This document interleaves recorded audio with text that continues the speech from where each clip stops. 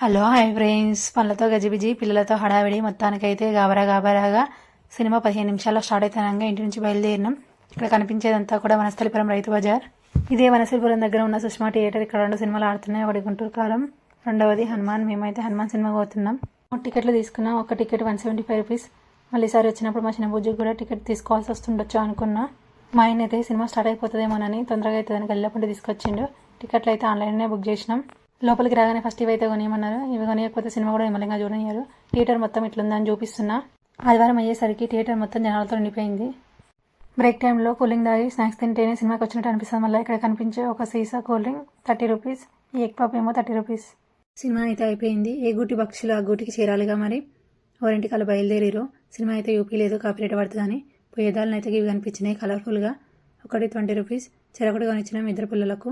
ఇదైతే బండి మీద వేయేటప్పుడు గాలికి రంగుల రాట్నం లెక్కనే తిరుగుతుంది చూడండి.